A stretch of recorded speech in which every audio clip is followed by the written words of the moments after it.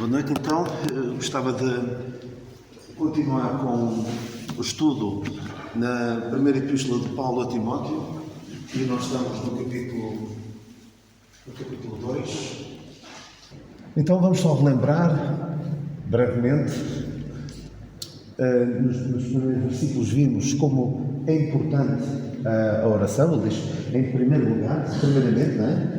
É algo que devia ter, antes de tudo, é algo que devia ter primazia, prioridade nas nossas vidas, e nós falamos várias vezes sobre como a própria reunião de oração é quase inexistente nas realidades das igrejas que nós conhecemos, não é?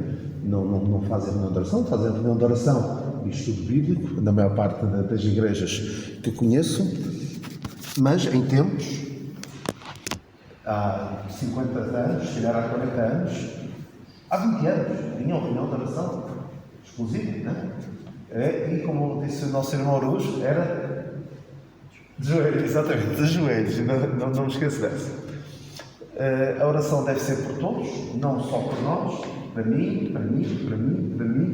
e nós vimos como, à medida que vamos amadurecendo na nossa vida espiritual, vamos nos concentrando menos em nós mesmos e dando mais graças. Nós vemos como o apóstolo Paulo era uma pessoa que dava muitas graças. Dava graças pelos irmãos, ele até se gloriava nas suas fraquezas. Ele chegou a um ponto na sua vida, e para isso também foi importante aquele espinho na carne, para que ele visse a vida completamente ao contrário. Nós falamos disso há umas semanas, como falei daquilo que nós podemos aprender com a adversidade. Aquele espinho na carne pelo qual ele passou, parece que ele passou a ver a vida completamente ao contrário do que a generalidade de nós vem hoje. Às vezes é preciso passarmos por uma situação, um teste, uma provação muito grande do ponto de vista físico, para nós percebermos o que é realmente importante. Que não é o nosso bem-estar, a nossa felicidade do ponto de vista humano, mas que há um propósito muito maior. E o desejo de Deus é que nós cheguemos lá.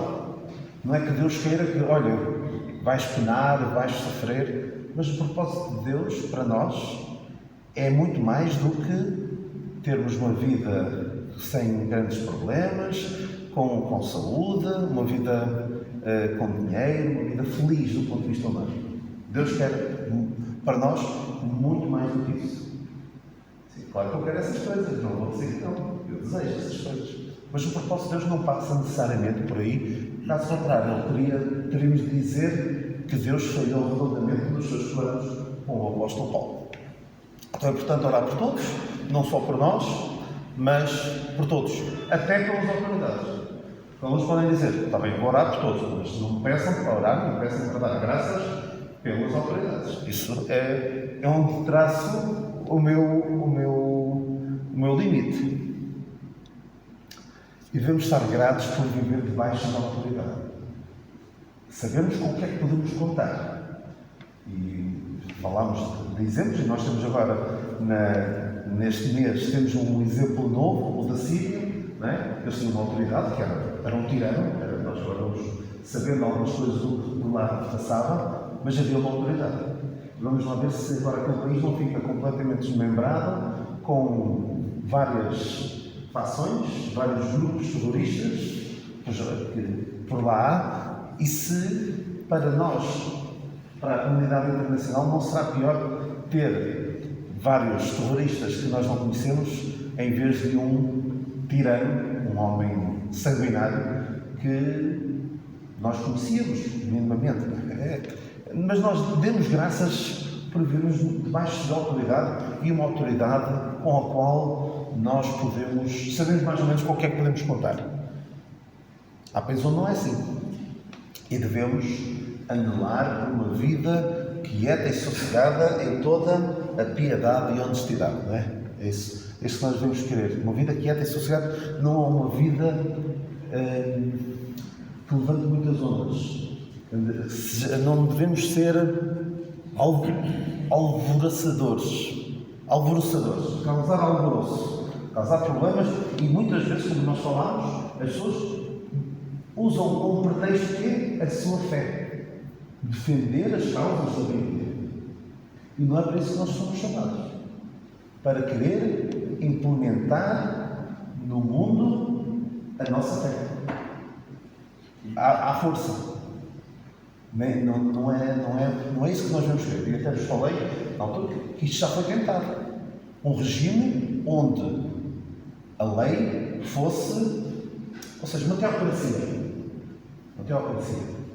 Houve uma teocracia do tempo de Israel, verdade? Em que Deus era o centro, não é? Mas houve uma teocracia que foi tentada. E o Império Romano era uma teocracia, supostamente. O catolicismo era a religião oficial. E nós vemos no que descambou e no que é hoje a continuação dessa visão do mundo. Ou seja, vamos tomar conta do mundo com base na nossa fé. E vemos isso também. Quem é que também tentou isso? A fé muçulmana. Tomar conta do mundo com base na sua fé. Não é esse o propósito de Deus para nós. E aí é muito importante que nós percebamos as distinções dispensacionais. Porque o nosso objetivo hoje, o nosso desejo hoje, não é a vinda do reino. Vamos lutar para que o reino se implante aqui no céu. Não é esse o propósito de Deus para nós. Nós não oramos hoje, venha o teu reino. Nós não desejamos que o reino venha. Sabemos que o Senhor vai reinar, mas não é essa a nossa esperança. A nossa esperança é que o Senhor leve a sua igreja. E enquanto aqui estamos, vamos ser embaixadores, vamos representar o Senhor da melhor forma possível, mas não é a querer impor aos outros aquilo em que nós queremos, por força da lei até. Não é esse o nosso objetivo. Claro que alguns olham, e já tenho dito isso várias vezes, que alguns olham para a nossa posição enquanto crentes que acreditam no arrebatamento. Não sei se sabem, para alguns a ideia de arrebatamento é uma heresia. Muitos cristãos, até evangélicos, olham para a ideia do arrebatamento como algo herético, uma doutrina. E vocês conhecem uma pessoa que eu já uma vez vi a escrever que o arrebatamento é uma doutrina do século XVIII, XIX, algo assim. Talvez mais tardia até. Como? Mais tardia. Talvez século XIX. Sim, 120 anos. Sim. Uma doutrina com 100 anos, 100 e poucos anos. Que nunca se tinha visto antes defender isso. Tinha-se visto com Paulo, não é?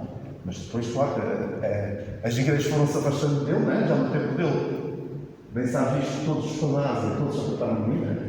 Portanto, quando alguém vem dizer a igreja, os pais da igreja que fora que não praticavam certas coisas ou que praticavam certas coisas, isso não é regra para nós. Ok? É importante. Então, alguns olham para a ideia de arrebatamento, do Senhor vir buscar a sua igreja para levar para si, não só como heresia, mas como uma posição, uma postura de derrota. Então vocês não vão conseguir cumprir a vossa missão. Tanto que Deus já quer tirar-vos daqui. Mas é exatamente isso. Nós vemos na relação da Paulo. Portanto, é importante que nós percebamos bem o que é que Deus está a fazer, o que é que Deus pretende. Caso contrário, vamos andar como alguns, como falei em maio, junho, vamos de alguns que querem, à força toda, impor os seus princípios e depois com o pretexto da fé. Da fé cristã. Ainda que já vimos isso, das cruzadas. Essa é uma coisa. Sim. A propósito que estou a falar, o último argumento que eu ouvi recentemente, mas de alguém que eu estimo, que me disse sinceramente que acreditava que o arrebatamento era uma coisa para os fracos. Pois. Que ele acreditava que iria aguentar a grande tribulação, que ia conseguir ser fiel a Deus durante a grande tribulação e, portanto, a ideia dele é que o arrebatamento não é para a Igreja e então a Igreja... É para os fracos. Exatamente. Aquele que está em pé, olho não caia, não é? É o que me apetece dizer. Mas, fiquei muito admirado. ou seja, e se calhar de alguém que não é assim tão afastado de nós quanto nós Não estamos... A Igreja diz não, a maior parte dos princípios, a maior parte dos valores, Sim, sim. E sabes o que é que acontece? Se formos a ver o que é que as igrejas dos irmãos defendiam há 50 anos, hoje já não defendem isso. Abandonaram certas práticas. Muitos já, o véu já foi há muito tempo. E depois entram outras doutrinas, por influência pentecostal, possivelmente, ou outras, e está descaracterizado. Tanto que eu costumo dizer, e desculpa lá o parte,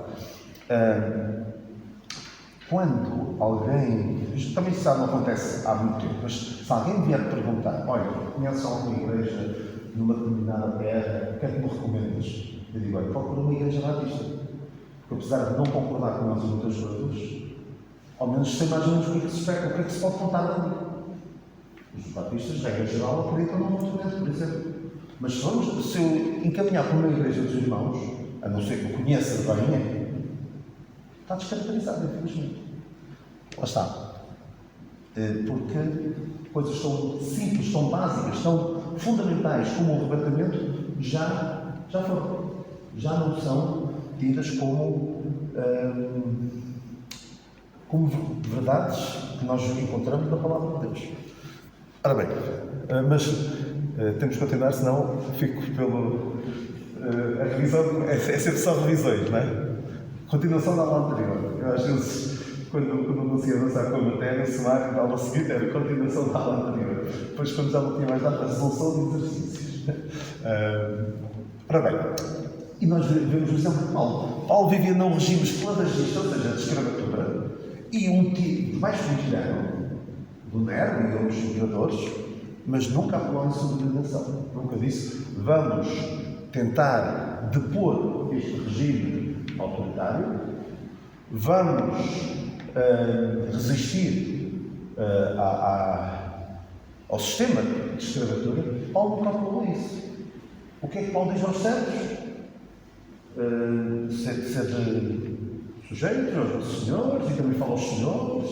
Ou seja, não há aqui um apelo a mudar o sistema por completo. Tanto que eu até costumo dizer que, se formos a ver bem, os Estados Unidos, que dizem que são uma nação debaixo de Deus, a nation under God, a maneira que eles começaram não foi exatamente contrária àquilo que eu estou a dizer. Eles revoltaram-se contra o rei Jorge de Inglaterra para fundar os Estados Unidos. Houve uma guerra.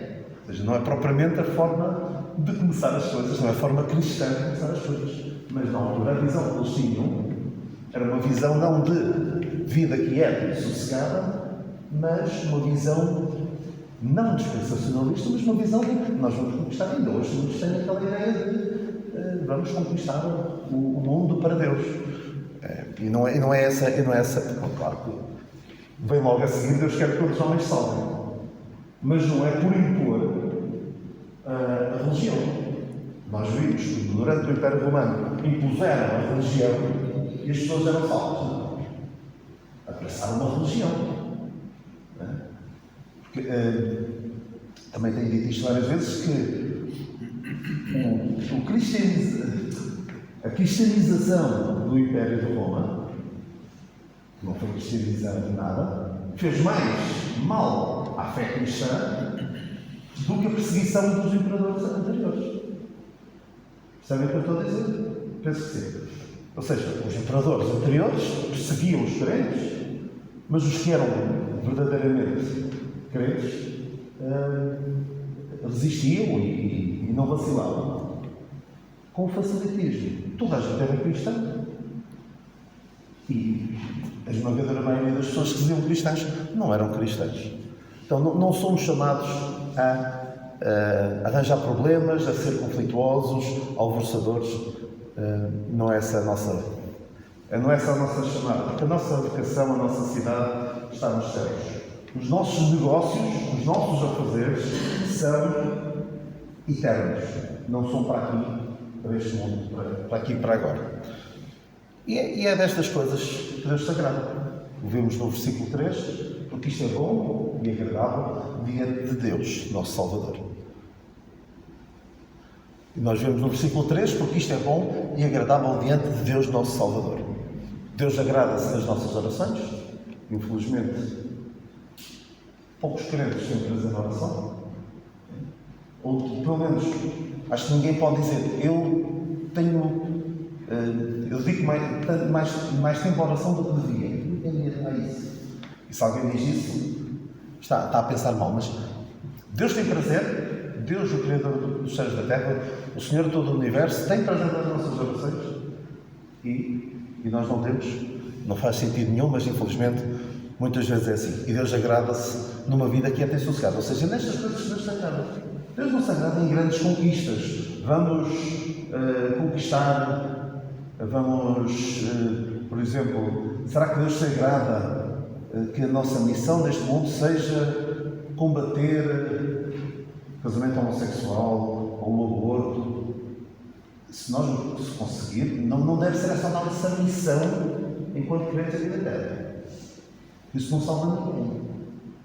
Pode tornar a nossa sociedade um pouco mais de acordo com o que a palavra de Deus diz, mas não salva ninguém. Deus agrada-se é numa vida quieta e sossegada. Não levantar muitas ondas, viver a nossa vida tranquila. E aqui a expressão agradável é, por exemplo, no inglês, é aceitável. Também remete-nos para aquela passagem de esta é uma palavra fiel e digna de toda a aceitação.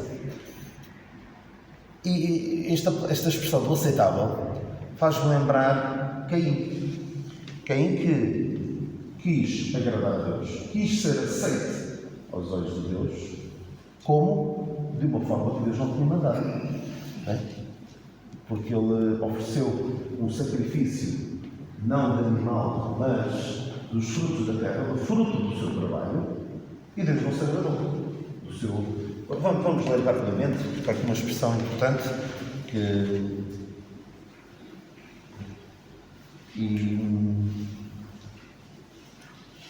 E atentou o Senhor para Abel e para a sua oferta, versículo 4, Gênesis 4.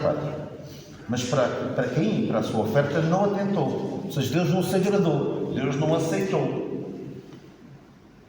Então, no versículo 7, se bem fizeres, não haverá aceitação para ti, e se não fizeres bem, o pecado jaz à porta, e para ti será o seu desejo, e sobre ele dominarás. Ou seja, Deus disse a Caim, tentou novamente. Agora vais saber esta maneira que eu aceito. Mas ele não quis. Infelizmente, Caim foi a primeira pessoa que nós vemos na Bíblia a querer agradar a Deus à sua própria maneira. E vemos o resultado. Infelizmente, muitas pessoas agem da mesma maneira, não é? Mas vamos ver isso daqui um bocadinho. Pessoas que querem agradar a Deus à sua própria maneira. Então, sobre o ser agradável, bom e agradável aos olhos de Deus, várias passagens como esta, 2 Coríntios 5:9, em que diz: desejamos muito desejamos ser-lhe agradáveis. Ele aqui fala, penso que esta passagem que ele fala do tribunal de Cristo, 2 Coríntios 5:9.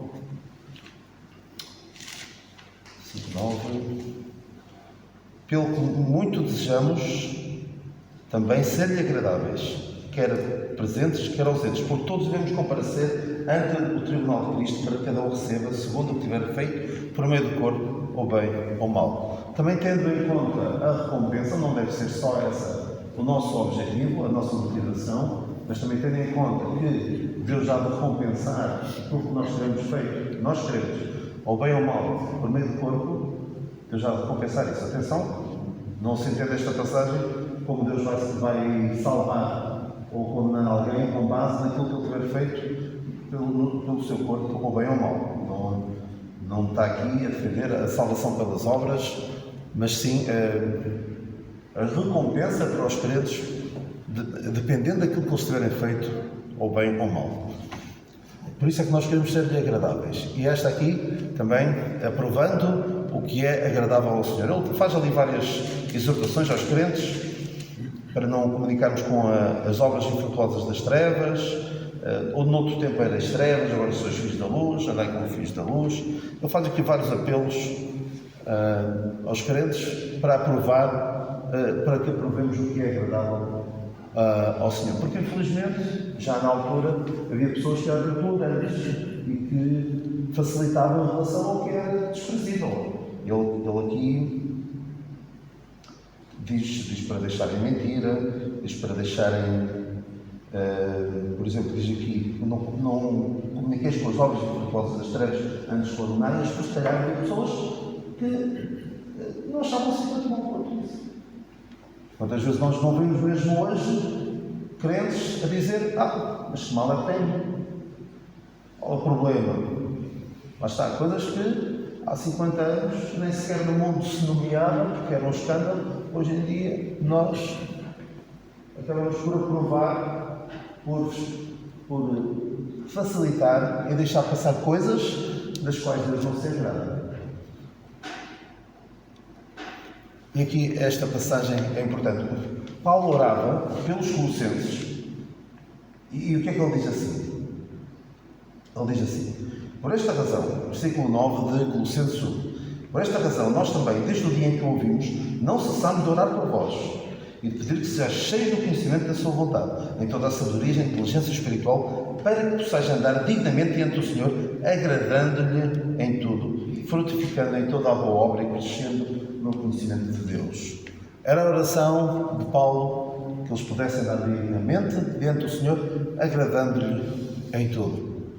E esta passagem também é muito importante de Paulo, que fala aos Tessalonicenses e diz-lhes: finalmente, irmãos, vos rogamos e exortamos no Senhor Jesus que, assim como recebestes de nós, de que maneira convém andar e agradar a Deus, assim andai para que abundeis cada vez mais. Porque vós bem sabeis que mandamento vos temos dado pelo Senhor Jesus. Ou seja, como é que nós podemos andar e agradar a Deus? É vendo que recebemos de quem? De Paulo. É pela instrução de Paulo que nós podemos saber como andar e agradar a Deus. Porque se formos ver outras passagens fora dos ensinamentos de Paulo, há coisas que Deus se calhar se agradava. Deus agradava, se não porque e que agora não se agrada. Deus vai agradar-se de nós se nós agora decidirmos circuncidar-nos, decidirmos guardar o sábado. Deus vai agradar-se. Alguns, por exemplo, pensam que ao guardar o domingo estão a agradar a Deus. Eu não estou a dizer que não vamos, se calhar, ter o domingo mais reservado para ir aos cultos, estar com a família e não tanto tentar quebrar um pouco a rotina da semana e dedicá-la mais para assuntos exclusivamente espirituais. Será bom. Mas não façamos isso como os judeus faziam em relação ao sábado. Aqui Deus agradava-se, nesta passagem, fala da oferta dos filipenses a Paulo, e Paulo diz que aquilo era como o cheiro de suavidade e sacrifício agradável e aprazível a Deus. Algo que Deus se agradava. O sacrifício dos crentes. Que sacrifício é que eles tinham feito? Tinham, no meio da sua pobreza, tinham conseguido tirar dinheiro para dar ao apóstolo Paulo. E Deus agradou-se. Agradou-se de quê?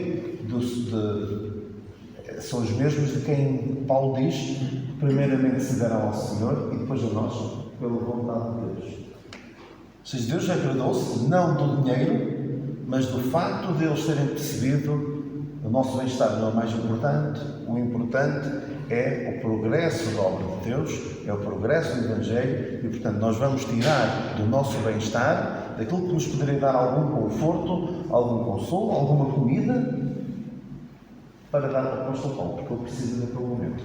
E Deus agrada-se, de facto, destas coisas. Não do dinheiro. Alguns focam-se muito no dinheiro, porque a ideia da oferta, do dinheiro que damos, não é tanto o dinheiro em si, mas o espírito que o fazemos. O que é que o Senhor disse daquela viúva? Se calhar foi a que deu menos, não é? Ele disse que foi o que deu mais, não é? Foi o espírito com que ela deu. Oferta. Sobre esta expressão de Deus, isto é bom e agradável diante de Deus, nosso Salvador. Também pode ser lido, no que vi no original, nosso Salvador, Deus. Porque, sabem quem é que era chamado Salvador? Naquele tempo. Paulo vivia no tempo do Império Romano. Quem é que era o seu Salvador? Se calhar de uma forma incógnita, muitos chamavam de Salvador. Era o Imperador. Porque o Imperador salvava-os de guerras. Porque está em contraste com o culto ao Imperador, que era tido como Salvador. E César Augusto, o primeiro Imperador de Roma, era chamado de Salvador do mundo. Porquê? Porque antes de ele ter subjugado todos, o que é que havia? Havia várias fações, havia várias guerras. Então, o que é que ele veio fazer? Veio restaurar a paz no mundo. Ou seja, por exemplo, na Ucrânia, se a Ucrânia se vender à paz. Maravilha, não é? Mas não é? Isso não é a verdadeira paz. É uma paz tipo esta, em que eles matam os seus inimigos, ninguém mais se atreveu a pôr em causa a autoridade do Império e a partir dali houve de facto paz e, de certa forma, salvou o mundo de guerras. Mas então, o apóstolo Paulo faz aqui a questão de dizer Deus, nosso Salvador. E claro que isto entronca no que vem a seguir, Deus, nosso Salvador, que quer que todos os homens se salvem e venham ao conhecimento da verdade. Não é? Esta expressão bom e agradável que nós vemos no versículo 3 e que vemos no versículo 4, Deus quer, faz-nos lembrar o que é que também é bom e agradável. E também fala de Deus quer. Não diz Deus quer. Não é?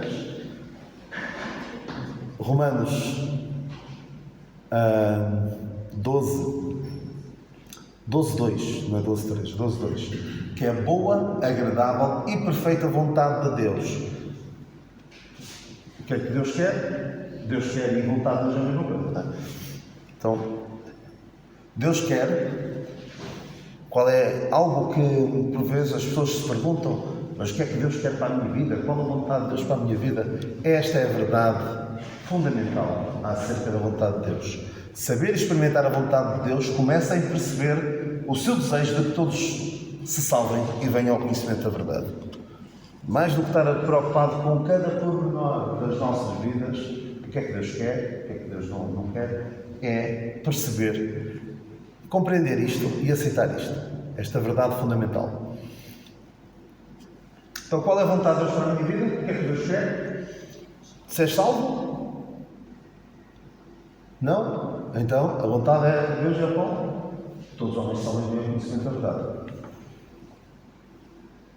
És salvo? Então, a vontade de Deus não é isto. Não é um exemplo espetacular, é mesmo isto. A vontade de Deus é que todos os homens salvem bem o conhecimento da verdade, não é mesmo? Porquê? Porque se nós somos, se alguém não é salvo, é da vontade de Deus acima de qualquer outra coisa. É que essa pessoa se salve.